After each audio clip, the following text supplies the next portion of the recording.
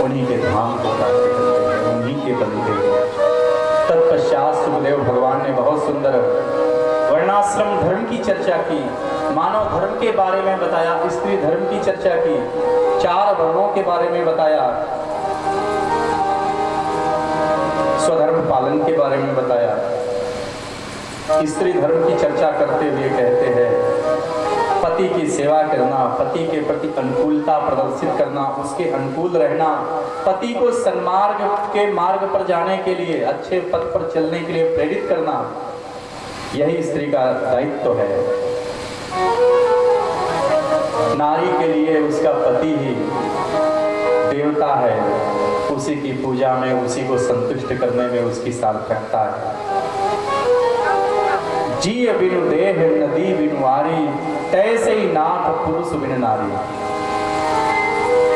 जैसे पानी के बिना सरिता हो, जैसे प्राण के बिना शरीर हो, पति के बिना पतिव्रता स्त्री वैसे ही हो जाती है महाराज, वैसे ही हो जाती है। ब्रह्मचर्य, गृहस्थ, वानप्रस्थ, संन्यास आदि आश्रमों के बारे में चर्चा करते हैं। बड़ी सुंदर व्यवस्था थी। 25 वर्ष तक पढ़ाई लिखाई करो, 50 वर्ष की उम्र तक धन कमाओ, परिवार का पालन करो, फिर 75 वर्ष की उम्र तक 50 से 75 थोड़े घर से पृथक होकर के भगवत चिंतन करो, और अंत में 75 से लेकर 100 तक, ये भारतीय संस्कृति की व्यवस्था है, आश्रम संस्कृति, संन्यास लेकर सबसे मन मोड़कर केवल ठाकुर जी के चरणों में ही अपने को अर्पित करो। अच्छा, कोई ये कहे कि कोई भजन करके, कोई प्रेमी वैष्णव संत रसिक भजन करके भगवान को प्राप्त करे, तो क्या कोई गृहस्थ व्यक्ति भी भगवान को पा सकता है? ये आपके मन में भी प्रश्न उठता होगा, आप सभी गृहस्थों। हमारे वृंदावन के एक बहुत पवित्र निर्मल संत हुए, जिन्होंने गिरिराज सरकार का साक्षात भगवान का, ठाकुर जी का दर्शन पाया, कई बार प्रत्यक्ष दर्शन जिनको हुआ। अभी उनका शरीर पूरा हुआ है, बहुत अधिक समय नहीं हुआ। गिरिराज में आप जाओगे तो उनका समाधि का, उनकी दर्शन भी आप पाओगे। पंडित जी, पंडित बाबा, इतने सुंदर संत हुए, भगवान के चरणानुरागी पंडित गया प्रसाद जी, भगवान के प्रेमी थे, शिक्षक थे। ऐसे ही थोड़े समय निकाल के भागवत की चर्चा भी करते थे। एक बार उनके नगर में हाथरस के रहने वाले थे, नगर में रास मंडली गई। ठाकुर जी, सुंदर स्वरूप ठाकुर जी का, 5 वर्ष के ठाकुर जी, घुघराली हल्के, मोर मुकुट, सुंदर वस्त्राभूषण, ठुमुक ठुमुक कर चलते हुए आए बिल्कुल आगे, जैसे ऐसे मंच के पास बैठे बाबा, बिल्कुल आगे चले गए और एक अपनी माला से एक गुलाब का फूल निकाल के बाबा के हृदय स्थल पर मारा। ठाकुर जी वो पुष्प पंडित जी के हृदय पर स्पर्श पाया, पंडित जी मूर्छित हो गए, रासलीला बंद हो गए। इनको क्या हो गया? बहुत उपचार हुआ, पंडित जी बाह्य चेतना में आए, और जब आए तो नेत्रों से निरंतर अश्रु बहे और यही कहने लगे, अब तो मुझे ठाकुर जी के साथ वृंदावन जाना है, मुझे घर नहीं रहना। छोटे छोटे बच्चे थे, छोटी सी बिटिया, 13 साल की बिटिया, 5-6 साल का बालक। सब कहते कि बड़े आप तो इतने धर्म कर्मा है, इतने आप सुंदर श्रीमद् भागवत का पाठ करते हैं, इतनी ईमानदारी से आप जीवन जी रहे हैं, आप गृहस्थ जीवन में रहिए, क्या आपका यही कल्याण हो जाएगा। पर पंडित जी कहते समय कम है, अब तो काम बनाना है, हमको ठाकुर जी के साथ वृंदावन जाना है, और सब कुछ छोड़कर वृंदावन आ गए। गिरिराज पे रहते हैं, मार्ग में झाड़ू, दिन भर मार्ग में बैठ के झाड़ू लगाया करते हैं, आने वाले अतिथि अभ्यागतों की सेवा करते हैं, संतों का संग करते हैं, नित्य ठाकुर जी का नाम जप करते हैं। गिरिराज सरकार को अपने पुत्र की भांति ऐसे ठाकुर जी से सघन प्रेम पूर्ण संबंध बनाए। एक बार सोहनी सेवा कर रहे थे, झाड़ू लगा रहे थे मार्ग में, उधर से परिक्रमा करने के लिए लोग जाते ना, सोहनी सेवा कर रहे थे, मार्ग साफ कर रहे थे और बैठकर रो रहे थे। किसी ने पूछा बाबा क्या हुआ? कहते देखो कन्हैया बहुत दुष्ट है, बहुत चंचल है। मैं इधर से झाड़ू लगाता, उधर से सारा बिगाड़ देता, फिर पूरा मार्ग में डाल देता। ऐसी लीला रस की सिद्धि थी उनको। एक दिन रात्रि में कहते हैं 12 बजे 12:30 बजे का समय था, गिरिराज लेटे हुए गिरिराज सरकार का दर्शन कर रहे थे और वहाँ एक दिव्य अलौकिक प्रकाश उत्पन्न हुआ है, जैसे सैकड़ों सूर्य एक साथ प्रकट हो गए हों और साक्षात गिरिराज सरकार ने दर्शन देकर उनको कृतार्थ किया। बोलिए गिरिराज भगवान की। वह पंडित जी कहते थे अब समय भी निकट आ रहा है, मैं ज्यादा समय नहीं लूंगा, बस 15 मिनट आपका हो लूंगा। उसके बाद ठाकुर जी की आरती करेंगे और उसके बाद फिर स्व गृह सुखमाश्यता ठाकुर जी का चिंतन करते हुए अपने घर जाइएगा। वही पंडित जी कहते थे गृहस्थ भी मुक्त हो सकता है, बस जीवन में कुछ चीजों को लाना पड़ेगा। पवित्रता पूर्वक ईमानदारी की कमाई से अपने परिवार का पालन करें, पहला सूत्र। गृहस्थ जीवन भगवान को कैसे प्राप्त करें, ध्यान देना। पहला सूत्र, अपने परिश्रम की शुद्ध और पवित्र कमाई से अपने परिवार को पालें। दूसरा सूत्र, पर स्त्री का चिंतन न करें, कंचन और कामनी की वासना से दूर रहे, काहू से बैर विरोध न करे, राग द्वेष न करे, काहू का निंदा अपमान न करे, काहू से क्रोध न करे, माता पिता भाई बंधु जितने स्वजन हैं सबको भगवान के पथ पर ले जाए, भगवान के रास्ते पर ले जाए। काहू प्रेमी संत को दृढ़ आश्रय में निवास करे। सुंदर सीख देते, ऐसो अभ्यास करे कि हाथ सो काम और जीभ सो नाम। अब कितना आसान है, मैया चौका लगा रही है, बर्तन धुल रही हो, बर्तन धुलती रहो, ठाकुर जी का नाम लेती रहो। भाई लोग झाड़ू कर रहे हैं, बाहर पशुओं का चारा कर रहे हैं, कोई भी काम कर रहे हैं, कृषि कार्य कर रहे हैं, मन ही मन गुनगुनाते रहो ठाकुर जी का प्यारा नाम, याद में डूबे रहो। कोई रोकता है क्या?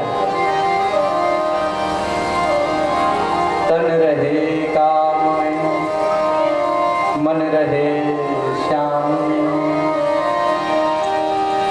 मैं निवेदन करूं, जैसे पतिव्रता स्त्री होती है, मायके से अपने ससुराल से अपने मायके में आती है, यहाँ तो भाई है, बाप है, माँ है, सभी स्वजन है, जिनके सामने जन्म लिया वो है, जिनके साथ खेली वो है, सखियां सहेलियां सब है, सबके साथ सब प्रकार के कार्य करती है। पिता से भी वार्ता करेगी, माँ से सुख दुख भी बताएगी, सखियों सहेलियों के साथ अपने समस्त चीजें आपस में वितरित करेगी। लेकिन मन, पतिव्रता स्त्री का मन हमेशा अपने पति में लगा रहता है, जो ससुराल में होता है। पता नहीं भोजन मिला, पता नहीं सिर में दर्द तो नहीं हो गया, कैसे होंगे, कहाँ होंगे, क्या कर रहे होंगे, हमेशा पति के बारे में चिंतन करती रहती है। वैसे ही इस संसार रूपी मायके में रहते हुए हम सभी जीवों को ससुराल हमारा वहां है, ऐसी भावना करके अपने प्यारे प्रिय, हम आत्म स्वरूप है, हमारा पति परमात्मा ही है। ये भावना के कारण हमको ये लिंग मिला है, कोई स्त्रीलिंग है, कोई पुल्लिंग है, आत्मा का कोई लिंग नहीं होता है। जीव मात्र का पति परमात्मा ही है। ऐसी भावना करके भगवान का निरंतर चिंतन करना चाहिए। मन में केवल और केवल भगवान की वासना रहे, भगवान से भगवान के अलावा कुछ न मांगे। पंडित जी कहते हैं परोपकार करें, संत सेवा, वैष्णव सेवा, प्रेमी सेवा, रसिक सेवा करें। गर्मी का महीना चल रहा है, जगह जगह थोड़े थोड़े पात्र में पानी रख दो, थोड़े थोड़े दाने रख दो, पशु पक्षी सबकी सुंदर व्यवस्था करो। पहली रोटी बनाओ मैया लोग तो गाय को खिलाओ प्रेम से भरकर। हम जहाँ रहते, हमारे यहाँ तो शहर में तो गाय का कोई रखने का वहाँ इस तरह का स्थान है नहीं, किंतु वो कई गौ मैया हमारे यहाँ आया करती है, दिन भर आया करती है, सुबह से लेकर आती है शाम तक, रात में भी, और आती है तो अपने मुंह से दरवाजा खटखटाती है, इधर खटापट करती है। मैं रहूं तो अच्छी बात है, नहीं भी रहूं तब भी ये भावना लोगों की है, स्वजनों की। फिर तो 4-5 लोग ढोने लगते हैं, कोई गाय के लिए रोटी ला रहा है, कोई गुड़ ला रहा है, कोई केला, जो भी घर में सामान मिले सभी, कोई नहीं कुछ नहीं है तो आलू ही खिला रहे, सब्जी खिला रहे। ऐसी भावना गाय की सेवा करके, गाय की सेवा करके आप सर्वस्व प्राप्त कर सकते हैं। गाय गोपाल को बहुत प्यारी है, गाय की सेवा करके आपको गोपाल की प्रसन्नता मिलती है, भगवान को पाना है। कई लोग ऐसे भी है, इतिहास आप देखिए, जिन्होंने गौ सेवा करके साक्षात भगवान को प्राप्त किया। अच्छा, दशरथ के घर अगर राम जी आए तो गौ सेवा से ही प्रसन्न होकर आए। राजा दिलीप कैसी सुंदर सेवा करते हैं गौ की। गौ सेवा बहुत पवित्र कार्य है। आप सभी से मेरी प्रार्थना है, निवेदन है, अनुरोध है, देसी गौ जरूर रखिए, माता की तरह उनका पालन करिए, उनसे प्रेम करिए, बुढ़ापे में उनकी और सेवा करिए। जैसे राजकीय सेवा में है ना, जैसे जैसे आदमी वृद्ध होने लगता है उसकी पेंशन बढ़ती है, एक समय पेंशन डबल हो जाती है। सरकार सोचती इसने मेरे लिए सेवा की है, अब इसको हमारी सेवा की जरूरत है तो हम इसको भरपूर सेवा दें। ऐसे ही हमको आपको सोचना चाहिए, गौ हमारी माँ है, अपना दूध पिलाकर हमको बड़ा किया है, हमारा पालन किया है, आज इसको हमारी जो सेवा की जरूरत है इसकी सेवा करें। वृद्ध गौ को कभी अपने खूंटे से हटाना नहीं, मेरी याचना है, आपसे प्रार्थना है, उसको अपने घर के सदस्य की तरह रखना। और कहते हैं हमारे वृंदावन में इतनी सुंदर परंपरा से गौ उद्धार होता है। जैसे कोई गाय बीमार हुई, मान लीजिए मरणासन हुई, तो उसको गीता पाठ करते, उसके कान के पास बैठकर ब्रह्मचारी ब्राह्मण विद्वान गीता पाठ करते हैं, भागवत जी सुनाते हैं, गंगा जल डालते हैं, तुलसी डालते हैं उनके मुंह में।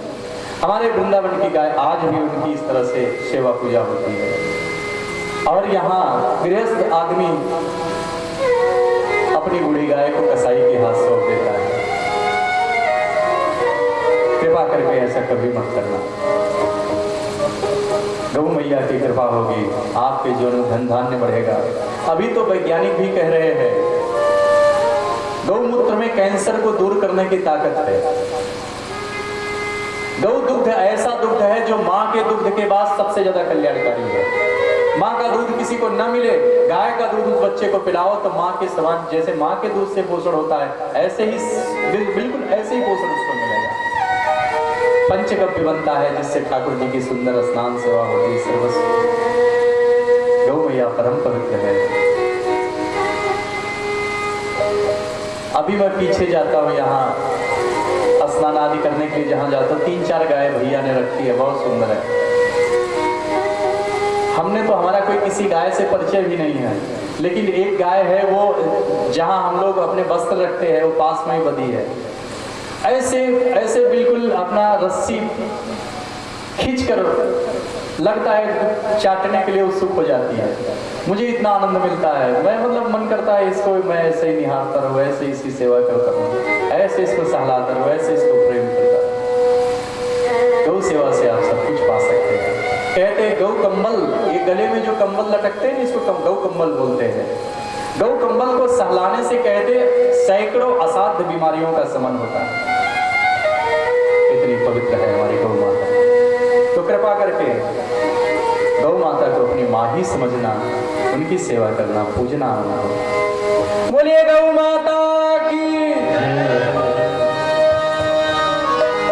फिर सुखदेव भगवान ने बहुत सुंदर गजग्राह का प्रसंग सुनाया।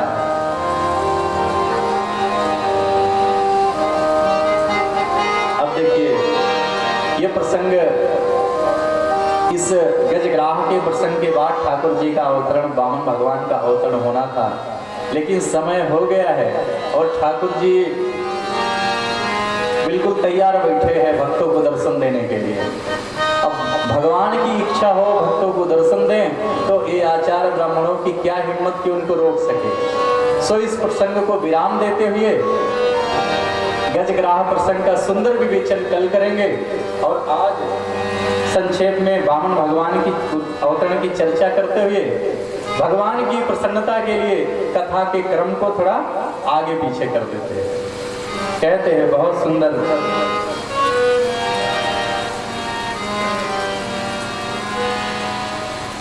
पांचवें मनु थे रैवत मनवंतर में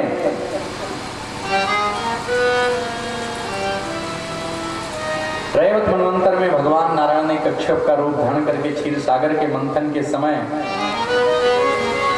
मंदराचल की मथानी बनकर विभिन्न रत्नादि अमृत विष तमाम सारी चीजें समुद्र के मंथन से प्रकट हुई थी।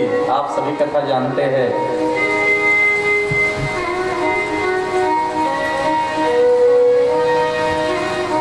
देवताओं ने छल करके ठाकुर ने देवताओं को अमृत पान कराया। देवता बलि हुए, असुरों को मारकर भगा दिया स्वर्ग आदि से।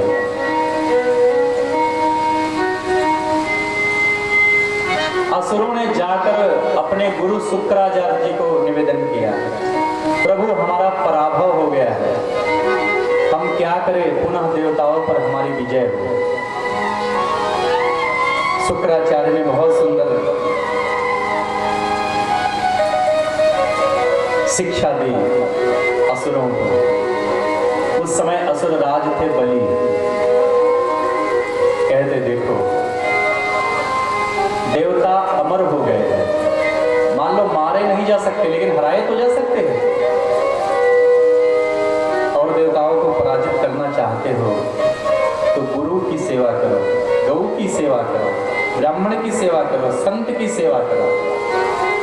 गुरु की सीख को बलि ने अपने जीवन में उतारा और कहते हैं अपने सत्कर्म के प्रभाव से पुनः त्रिलोकी पर विजय कर लेता है। प्रतापी बलि ने, असुर राज बलि ने देवताओं को फिर से मारकर भगा दिया स्वर्ग से, स्वर्ग पर अधिकार कर लिया। देव माता अदिति देवताओं का पराभव देखकर दुखी हो गई।